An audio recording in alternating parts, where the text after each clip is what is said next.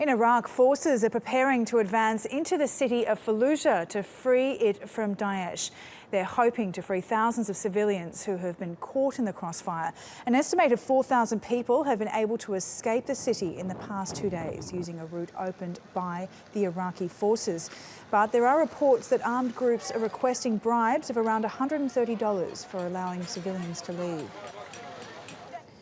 Now let's go to TRT World's Nicole Johnston, who's in Dahuk in northern Iraq. Nicole, it seems Fallujah, or the operation there, has slowed down somewhat in the last couple of days. How strong a resistance is the Iraqi army facing?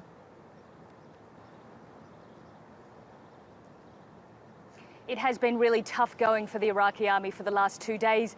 We've been speaking with journalists, Iraqi journalists embedded with the Iraqi special forces, and they say they're really only inching forward for the last 48 hours. They're a few hundred metres from the absolute centre of the city, but they still haven't been able to capture it. In terms of resistance, the resistance is very strong. Just in the last few hours, they told us that they had a Humvee approach them, packed with bombs. There was a suicide bomber there as well. They also had a bulldozer approaching them again, packed with bombs. Both of those were taken out by laser-guided missiles, but it's certainly proving a tough campaign, and we haven't seen the same progress that we saw in the first few days.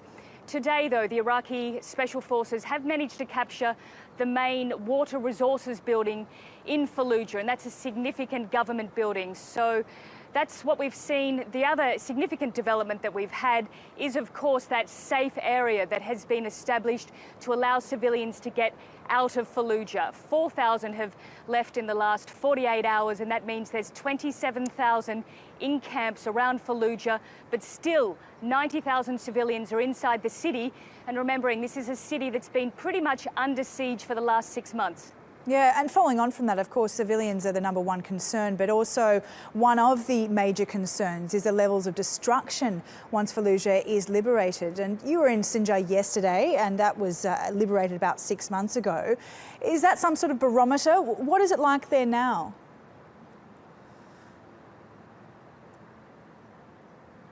That's right. Sinjar is about 200 kilometres from here.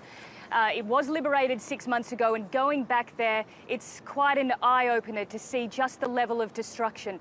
Not only in Sinjar city, a place that was home to the Yazidi community, 100,000 people, but in all of these outlying villages. It is a wasteland. It is miles after miles of destruction. The area has been largely depopulated. No one is living in Sinjar city.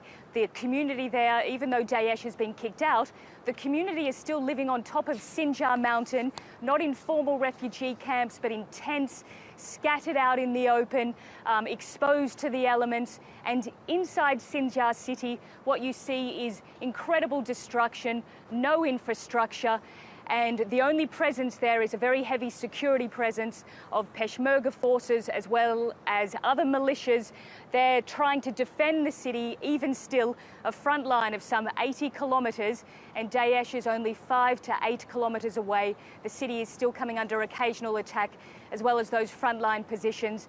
Many of the people now living on Sinjar mountain believe that they will never be able to go back. Some have started to establish permanent homes because they've really given up any hope of returning to their old life. All right, Nicole, thank you very much for that. That's Nicole Johnston for us in Dahuk in northern Iraq.